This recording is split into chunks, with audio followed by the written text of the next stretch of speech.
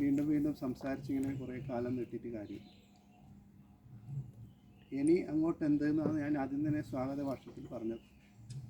പോയത് പോട്ടെ. ഇനി നിങ്ങൾ എൻ്റെ ഒരു കോവിലകത്തിൻ്റെ ഒരു അഭിപ്രായം എന്നുള്ള നിലയിൽ ഈ ഒരു വിലക്ക് നിങ്ങൾ പിൻവലിക്കണം എന്നാണ്. കാരണം എന്ന് വെച്ചാൽ തെറ്റ് മനുഷ്യനായി പറഞ്ഞാൽ തെറ്റ് പറ്റും. ആ തെറ്റിനെ നമ്മൾ വീണ്ടും അവർ ക്രൂശിക്കുന്നതിൽ അർത്ഥമില്ല. തെറ്റ് അവർ ഏറ്റു പറഞ്ഞു കഴിഞ്ഞ സ്ഥിതിക്ക് പിന്നെ ഒരു ഇത് വേണ്ട എന്നാണ്, ഒരു ക്രൂശിക്കൽ വേണ്ട. കാരണം നിങ്ങൾ 30 വർഷമായി നിങ്ങളുമായി സഹകരിക്കുന്ന ഒരാളാണ്. ഈ ഒരു കാര്യത്തിൽ നിങ്ങൾ വിലക്കാൻ പാടില്ല എന്നാണ് പൊതുവേ എനിക്ക് പറയാനുള്ളത്. വിലക്കണ്ട. അത് ഒരു മാനസികമായ തെറ്റ് പറ്റിപ്പോയത് പറ്റിപ്പോയി. ഇനിയിപ്പം അങ്ങോട്ട് എന്തെന്ന് മാത്രമേ ചിന്തിക്കണ്ടു നമുക്ക്.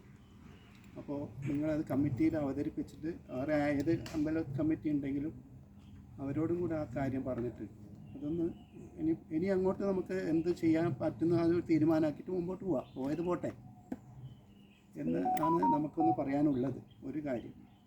രണ്ടാമത്, നമ്മൾ വിദേശത്ത് ഇനി തെയ്യം കെട്ടാൻ പാടുണ്ടോ എന്നതാണ് അടുത്ത ഒരു ചോദ്യം. എൻ്റെ ഇപ്പം ഈ വയൽത്തറയെല്ലാമായിട്ട് കഴിക്കുന്ന തെയ്യങ്ങളുണ്ട് അല്ലേ? നിങ്ങൾ അങ്ങനെ ചെയ്യാൻ പറ്റുന്ന തെയ്യങ്ങളുണ്ട്. അതിൽ ഒരു ആചാര അനുഷ്ഠാനം ലംഘിക്കാണ്ട് ഒരു ഇതും തെറ്റ് കൂടാണ്ട് ചെയ്യുന്നതിൽ തെറ്റില്ല എന്നാണ് നമ്മളൊരു പൊതുവെ ഒരു അഭിപ്രായം. പറ്റാത്ത തെയ്യങ്ങളുണ്ട്, അത് ചെയ്യാനും പാടില്ല. പക്ഷേ ഒരു വിധത്തിലുള്ള ഇപ്പോൾ ഇവിടെയെല്ലാം എങ്ങനെയാണോ ചെയ്യുന്നത് ആ സമ്പ്രദായം പാലിച്ചുകൊണ്ട് അതിൻ്റെ എല്ലാ ഭയഭക്തി ബഹുമാനത്തോടു കൂടി അത് നിർവഹിക്കാൻ പറ്റണം. അത് പറ്റുന്നുണ്ടെങ്കിൽ മാത്രമേ അത്തരത്തിൽ പറ്റൂ. കാരണം ദൈവം ഇപ്പം നമ്മുടെ ഉത്തര കേരളത്തിൽ മാത്രം ഒതുങ്ങി നിൽക്കുന്ന ഒരു സംവിധാനമല്ല. കാരണം അത് വിശ്വാസികളെ എവിടെ വിളിക്കുന്നു അവിടെ പരാതി എന്നവരെ ഞാൻ താത്തി കാണിക്കുന്നില്ല. ഉൾക്കൊണ്ടുകൊണ്ട് പറയുന്നു. ദൈവം എവിടെ ഭക്തം വിളിക്കുന്നുവോ അവിടെ എത്തിച്ചേരുന്നതാണ് നമ്മൾ പുരാണം മുഴുവൻ പറയുന്നത് അല്ലേ? ദൈവത്തിനെ എവിടെ നിന്ന് ഭക്തിയോടുകൂടി വിളിക്കുന്നുവോ അതിൻ്റെ സമ്പ്രദായ പ്രകാരം വിളിക്കുന്നുവോ അവിടെ ഭഗവാൻ അവിടെ എത്തിച്ചേരുന്നതാണ്. അപ്പോൾ അങ്ങനെയുള്ള സ്ഥിതിക്ക് അതിൻ്റെ നമ്മളെ പൂർവികന്മാർ പഠിപ്പിച്ചു തന്ന ആചാരങ്ങളും അനുഷ്ഠാനങ്ങളും തെറ്റാതെ നമുക്ക് അത്തരത്തിലുള്ള തെയ്യങ്ങൾ അത് അണ്ടർലൈൻ ചെയ്യുന്നുണ്ടേ. അത്തരത്തിലുള്ള തെയ്യങ്ങൾ അത് നമുക്ക് കൂട്ടായി ഇരുന്ന് തീരുമാനിക്കാം. ഇന്ന തെയ്യങ്ങൾ പോകുന്നതിന് തെറ്റില്ല എന്ന് നമുക്കൊരു തീരുമാനം ഉണ്ടാക്കാം. ഇനി നമുക്ക് കൂടണം. ഇത് ഇന്ന് മാത്രമുള്ളതല്ല. ഈ ഒരു എല്ലാ സമുദായത്തിനെയും കൂട്ടിക്കൊണ്ട് നമുക്ക് എപ്പോൾ ഈ ഒരു കൂട്ടായ്മ വേണം. ഈ ഒരു കൂട്ടായ്മയിലൂടെ നമുക്ക് നല്ലതേ വരും. പല കാര്യങ്ങളും ഇപ്പം ഇവർ ഒരു കാര്യം പറഞ്ഞു, അവരുടെ സാമ്പത്തികമായ ബുദ്ധിമുട്ടുകൾ ഇതെല്ലാം നമുക്ക് ഒരുമിച്ചിരുന്ന് പരിഹരിക്കാൻ പറ്റും. അങ്ങനെ പറ്റണം. എന്നാലും നിങ്ങളെല്ലാം വിഘടിച്ച് ഒരു സംഘടനയിൽ തന്നെ രണ്ട് അങ്ങനെയൊന്നും പാടില്ല. നമ്മളെല്ലാം ഒന്ന് എന്നുള്ള രീതിയിലേക്ക് നമുക്ക് വന്നിട്ട് ഇതിൻ്റെ ഉള്ളിൽ നിന്ന് നമുക്ക് ഓരോ തീരുമാനത്തിന് മുമ്പോട്ട് പോകാൻ പറ്റണം. നിങ്ങളെല്ലാം നമ്മളെക്കാട്ടി മൂത്ത ആൾക്കാരാണ്. നിങ്ങളത് ഉൾക്കൊണ്ടുകൊണ്ട് തന്നെ ഞാൻ സംസാരിക്കുന്നത്. നിങ്ങളത് മനസ്സിലാക്കുക. ഒരാളെ വിഷമിപ്പിക്കുന്നതിന് കാര്യമില്ലാന്ന്. ഇനി ചെയ്ത് കഴിഞ്ഞു പോയത് കഴിഞ്ഞു. ഇനി അവരെ വിഷമിപ്പിച്ചിട്ട് എല്ലാവരും ഈ ഒരു ഇതുകൊണ്ടല്ലേ ജീവിക്കുന്നത്. ജീവിത ഉപാധിയും കൂടി ഉണ്ടല്ലോ ഇതിൽ. അതും കൂടെ നമ്മൾ മനസ്സിൽ കണക്കാക്കണം. അങ്ങനെ ഒരു തീരുമാനത്തിൽ എത്തണമെന്നാണ് നിങ്ങളോടെല്ലാം അഭ്യർത്ഥിക്കാൻ. അപ്പോൾ അതുമായി സഹകരിക്കാം. നമുക്ക് ഇനിയും കൂടാം. നിങ്ങളെല്ലാം അഭിപ്രായം ഇന്ന തെയ്യങ്ങളെല്ലാം വിദേശത്ത് പോയാൽ വയൽത്തറയിലായി കഴിക്കുന്നുണ്ട്. അപ്പോൾ അതുപോലെയുള്ള തെയ്യങ്ങൾ വിദേശത്ത് പോയാൽ നമ്മളെ പക്ഷേ നേരത്തെ പറഞ്ഞത് നമ്മൾ ജീവനും കൂടി നമ്മൾ കണക്കിലെടുക്കണം. നമ്മുടെ പ്രയാസങ്ങളും എല്ലാം നമ്മൾ കണക്കിലെടുക്കണം. ആ ഒരു പ്രയാസത്തിന് മുമ്പിൽ നമ്മൾ കണ്ണടച്ചിട്ട് ഭക്തി മാത്രം കൊണ്ട് കാര്യമില്ലല്ലോ. ഭക്തി വേണം. അതോട് കൂടിയിട്ട് എന്ത് വേണം, നമ്മൾ സാഹചര്യത്തിനും കൂടെ മനസ്സിലാക്കിയിട്ട് മുന്നോട്ട് പോകാൻ വേണ്ടിയിട്ട് നമുക്ക് സാധിക്കണം എന്നാണ് എനിക്ക് വിനയപൂർവ്വം 37 വരെ സാക്ഷി നിർത്തി പറയാനുള്ളത്. അത് നിങ്ങൾ അംഗീകരിക്കും എന്ന് വിചാരിക്കുന്നു.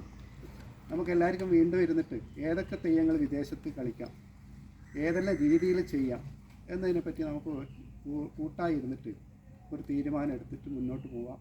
നേരത്തെ പറഞ്ഞ പോലെ സ്റ്റേജിൽ കളിക്കേണ്ട അങ്ങനെയൊന്നും പാടില്ല. അങ്ങനെയുള്ള എല്ലാം കർശനമായിട്ട് നിങ്ങൾ വിലക്കണം. അങ്ങനെയുള്ള നിങ്ങൾ സമുദായത്തിൽ ആരും അങ്ങനെ ചെയ്യാൻ പാടില്ല. ഒരു പ്രദർശന വസ്തുവായിട്ട് ഇതിനെ കണക്കാക്കാണ്ട് എല്ലാ ആചാര അനുഷ്ഠാനങ്ങളും പാലിച്ചുകൊണ്ട് ഇത് മുന്നോട്ട് നമുക്ക് കൊണ്ടുപോകണം. എന്നാലേ നിങ്ങൾക്കും ഗുണം വരുള്ളൂ, ഇതിൽ കൊണ്ടു നടക്കുന്നവർക്കും ഗുണം വരും. നിങ്ങൾ ഭക്തന്മാർക്ക് വിശ്വാസമില്ലാത്ത ഒരവസ്ഥയായി കഴിഞ്ഞാൽ പിന്നെ ഇതുകൊണ്ട് ആരും ഇതിനെ വിശ്വസിക്കില്ലല്ലോ. അതിനൊരു സാഹചര്യം വരുത്താൻ എല്ലാ വിശ്വാസവും നിലനിർത്തിക്കൊണ്ട് വിദേശത്തുള്ളതും ഭക്തന്മാർ തന്നെയാണ്. നമ്മൾ അവരെ വിലക്കാൻ പാടില്ല. അവർക്ക് നമ്മളെ അനുഷ്ഠാനവും ആചാരവും ആ രീതിയിൽ പറ്റുന്നുണ്ടെങ്കിൽ, പറ്റുന്ന തെയ്യങ്ങളുണ്ടെങ്കിൽ അത് ചെയ്യുന്ന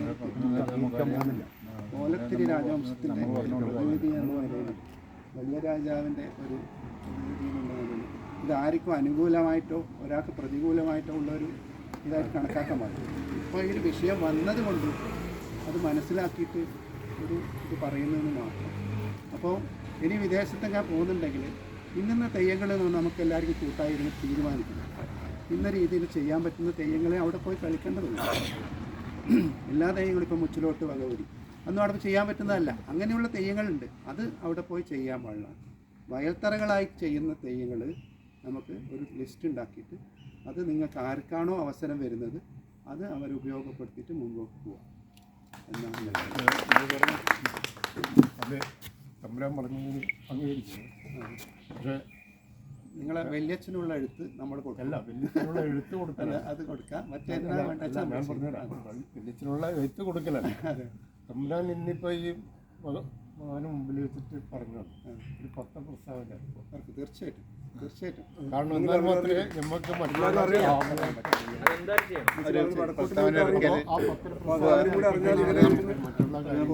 എല്ലാവർക്കും ഉപകാരം ചെയ്യും. കാരണം നമ്മളെ ഈ ഒരാളെ കാര്യങ്ങളല്ല നമ്മൾ മനസ്സിലാക്കുന്നത് വെച്ചാൽ നമ്മളെല്ലാം ജീവനുള്ള മനുഷ്യന്മാർ, എല്ലാവരുടെ വികാരങ്ങളും എല്ലാം ഉൾക്കൊള്ളാം. എല്ലാവർക്കും ഉപകാരം ചെയ്യും. ആ ഒരു പ്രസ്താവന ഇന്ന് വന്നാൽ നമ്മൾ ഓരോ ആളെയും വിളിച്ച് പറയേണ്ട ആവശ്യമില്ലല്ലോ. മുൻകൂട്ടി അനുവാദം